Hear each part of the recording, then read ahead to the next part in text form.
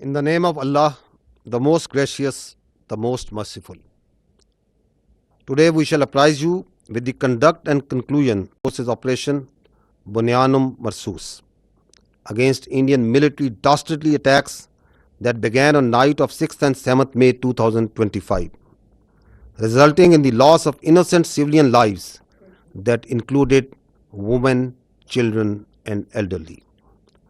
Pakistan had vowed justice and retribution for reprehensible Indian military aggression and brutal killings of our citizens.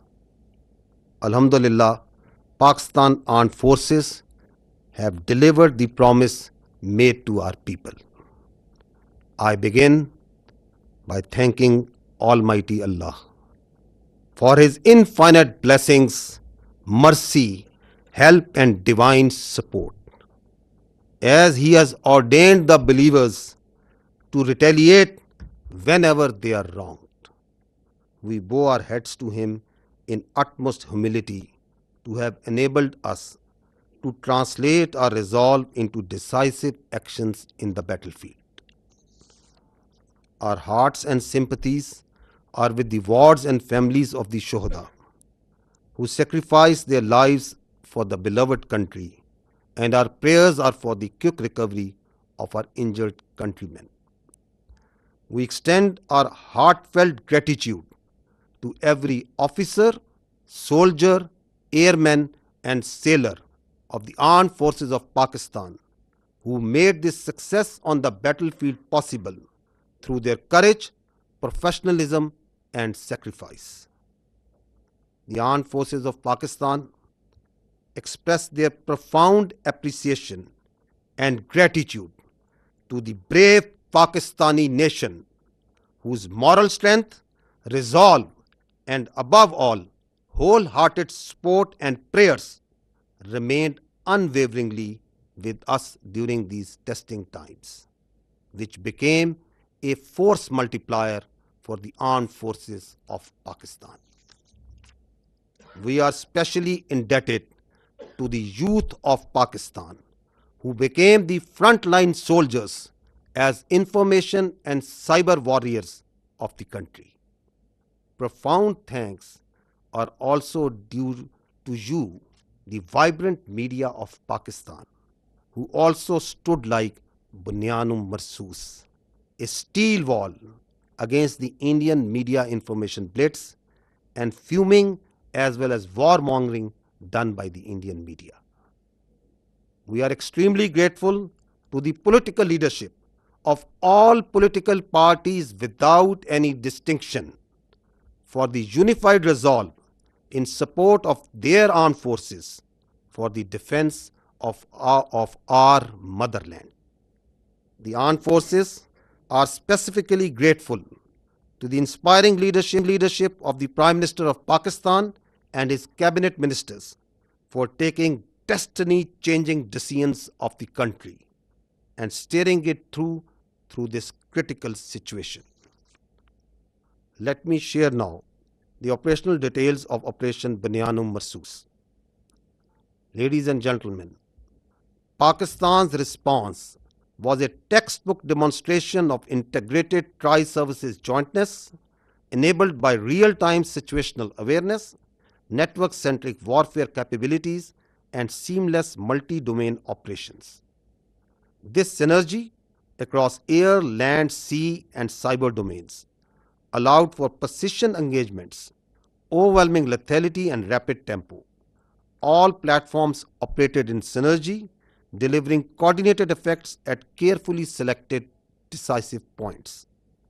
Using precision-guided long-range Fateh series missiles F-1 and F-2 of Pakistan Army, precision munitions of Pakistan Air Force, highly capable long-range loitering killer munitions, and precision long-range artillery. 26 military targets as well as facilities that were used to target Pakistani citizens and those enterprises that were responsible for fomenting terrorism in Pakistan were engaged in Indian illegally occupied Jammu and Kashmir and also mainland India. The targets included Air Force and aviation bases at Suratgarh, Sirsa, Bhuj, Nalia, Adampur, Bhatinda, Barnala, Halwara, Avantipura, Srinagar, Jammu, Udhampur, Mamoon, Ambala, and Pathankot, which all sustained major damages. BrahMos storage facilities at Beas and Nagrota were also destroyed, which had fired missiles on Pakistan, killing innocent civilians, our flower like children, our ladies, and our elderly. S-400 battery system at Adampur and Bhuj was also attacked by our proud Pakistan Air Force. Military logistic and support sites which helped sustain this unlawful operation against innocent Pakistani civilians, like Field Supply Depot at Uri and Radar Station at Poonch, were also targeted. Military command headquarters, which helped plan the operational killing of our innocent citizens, especially the children, including 10th Brigade and 80 Brigade at KG Top and Nushaira, were also destroyed. Facilities which harbor, train, and capacitate proxy elements that perpetrate terrorist attacks inside Pakistan, which kill innocent civilians, were specifically identified and destroyed. These include intelligence fusion support units and its forward field elements at Rajouri and Nowshera. Across the line of control, military elements including headquarters, logistic bases, artillery position, and posts that had caused civilian casualties in Azad Jammu and Kashmir through unprovoked artillery and small arms fire were relentlessly targeted and heavily damaged until they raised white flags and asked for restraint. India used drones to violate Pakistani airspace to intimidate our civilians and spread fear. All through Operation Bunyan-un-Marsoos, dozens of Pakistani armed drones hovered over Indian major cities and sensitive political and government facilities, including their capital, New Delhi. And from Indian illegally occupied Jammu and Kashmir all the way up to Gujarat to manifest clearly our lethal long-range unmanned capability to indicate the futility of the use of this domain in warfare. Pakistan Armed Forces also carried out comprehensive and effective cyber offensive to temporarily cripple and degrade critical infrastructure and services that were being used by Indian Armed Forces to sustain their operations. Let me tell you that Pakistan Armed Forces possess an adequate suite of very sophisticated niche military technologies, only some of which were used with restraint in this conflict, and there are many more such capabilities being kept as future surprises.